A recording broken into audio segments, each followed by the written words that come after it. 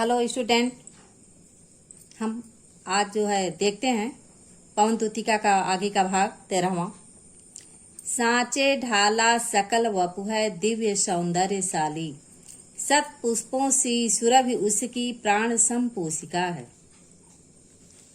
इस जो पद्यांश है इसमें राधा द्वारा पवन को श्री कृष्ण के शरीर की शोभा बताई गई है ताकि पवन जो है उसे आसानी से पहचान सके, श्री कृष्ण को आसानी से पहचान ले।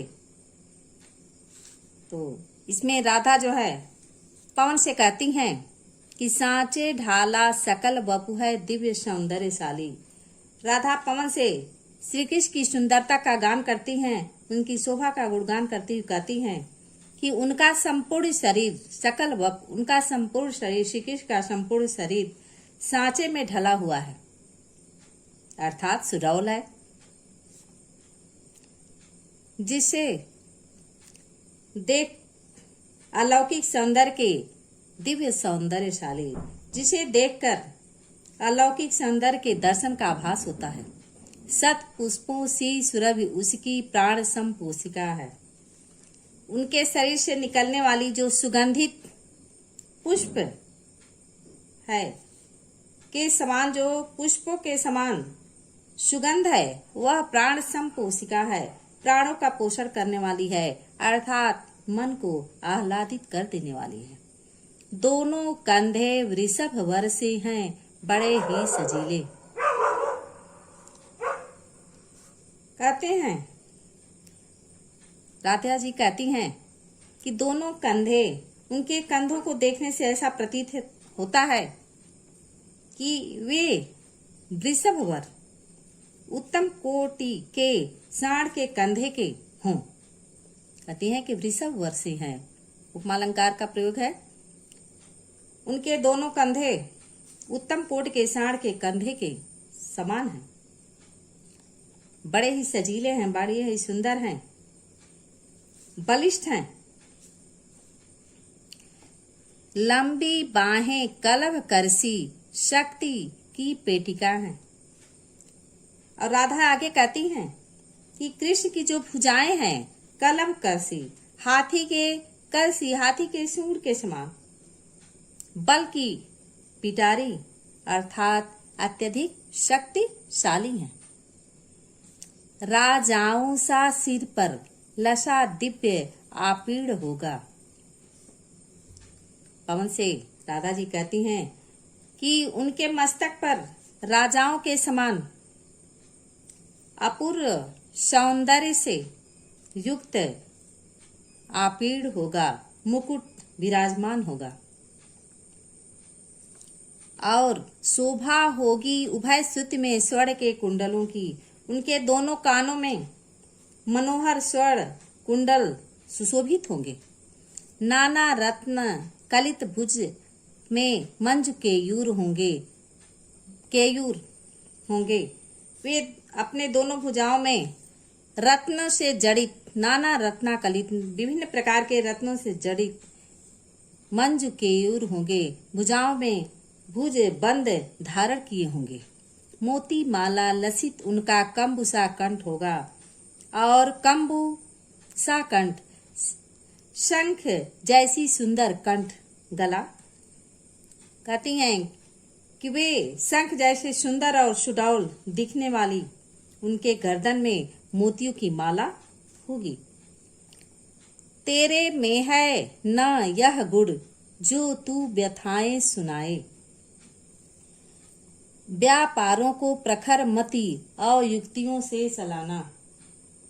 इसमें पवन के पास वाणी नहीं है, इसलिए वह बात करके राधा का संदेश श्री कृष्ण तक नहीं पहुंचा पा सकती, तो उसकी क्रियाशीलता आवश्यक है। इसलिए राधा जी जो है पवन से कहती हैं कि तुम अपने क्रियाकलापों द्वारा कृष्ण तक मेरी बात अवश्य पहुंचा सकती हो। इसी का वर्णन अयोध्या सिंह उपाध्याय ने इस पद्य में किया है। श्री राधा जी ने कहा कि तेरे में है न यह गुण जो तू व्यथाएं सुनाना। श्री राधिका ने कहा कि हे पवन, तुझ में तो यह क्षमता नहीं है कि तुम बोलकर मेरी व्यथा, मेरा दुख, मेरा दर्द श्री कृष्ण को सुना सकती हो, उनसे प्रकट कर सके।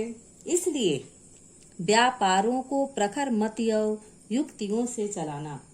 इसलिए तू अपनी तीक्ष्ण बुद्धि से काम लेकर ऐसा उपाय करना जिससे मेरा काम बन जाए। बैठे जो हूँ निज सदन में मेघ सी कांति वाले। यदि अपने महल में, अपने भवन में मेघ बादल के समान कांति वाले, श्याम वर्ण शरीर वाले, मेघ के समान कांति वाले श्री कृष्ण जिस घर में बैठे हूँ, तो चित्रों को इस भवन के ध्यान से देख जाना। तो उस घर में लगे चित्रों को तू ध्यान से देखना। जो चित्रों में विरह विधुरा का मिले चित्र कोई। राधा जी कहती हैं, यदि उनमें किसी विरह दुखिता नारी अर्थात किसी विरहड़ी का कोई चित्र हो, तो जा के निकट उसको भाव से यूं हिलाना।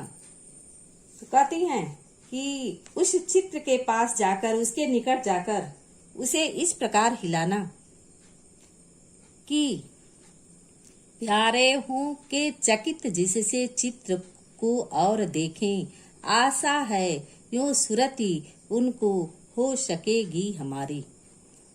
कि श्री कृष्ण इस प्रकार हिलाना कि प्राण प्रिय श्री कृष्ण आश्चर्यचकित होकर उस चित्र को देखें और उनका ध्यान जो है उस तरफ जाए।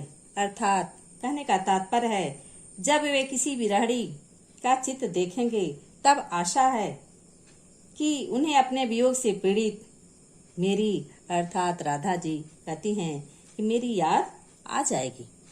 इस प्रकार स्टूडेंट, यह जो है पैरा इम्पोर्टेंट है, इसमें हमने अंडरलाइन किया है। यह आवश्यक नहीं है कि जो हमने अंडरलाइन किया है वही आपको परीक्षा में अंडरलाइन हो। मतलब एक हम जो आपको पैटर्न बताते जा रहे हैं कि किस प्रकार आपको परीक्षा में आएगा।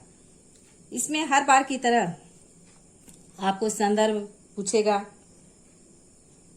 जो भी इम्पोर्टेंट रहेगा पूछेगा कि प्रस्तुत पद्यांश का शीर्षक तथा रचनाकार का नाम लिखे। तो आप लोग जानते हो पवन दूतिका और अध्याय सिंह उपाध्याय हरिऔध रचनाकार हैं। फिर क्वेश्चन आ सकता है कि नायिका ने कृष्ण की क्या क्या विशेषताएं बताई हैं, तो आप लोग इस पद्य की व्याख्या के आधार पर बताएंगे कि नायिका श्री कृष्ण की विशेषताएं बताते हुए उनका शरीर सुडौल है, उनके कंधे जो है वृषभ वर्ष से हैं, वृषभ सूंड के जो है साढ़ के बलिष्ठ कंधे के समान हैं, उनकी भुजाएं जो है हाथी की सूंड के समान बलशाली हैं, उनके मस्तक पर राजाओं के समान अपूर्व सौंदर्य है और मुकुट जो है विराजमान है, उनकी गर्दन सुंदर और सुडौल है। इस प्रकार आंसर देंगी। जैसे आ गया रेखांकित अंश की व्याख्या कीजिए, तो हमने जो व्याख्या बताया उसका आप व्याख्या करेंगे। जैसे पूछ दिया कि प्रस्तुत पद्यांश में भाषा शैली संक्षेप में लिखे, आप लिखेंगे कि प्रस्तुत पद्यांश में कवि ने तत्सम शब्दावली युक्त खड़ी बोली का प्रयोग किया है। कवि ने प्रबंधात्मक शैली में नायिका की विरह व्यथा को प्रस्तुत किया है। इसमें जो है प्रसाद गुण के प्रयोग से काव्य की भाषा अधिक प्रभावशाली हो गई है।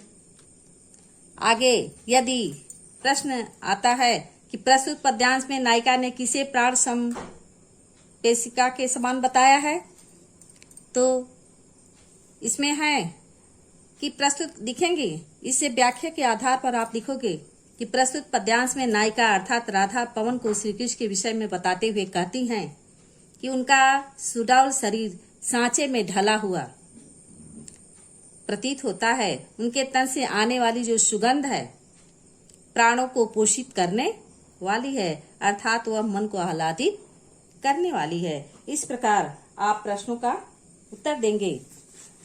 थैंक यू स्टूडेंट, आप इस वीडियो को बार बार देखें और समझें।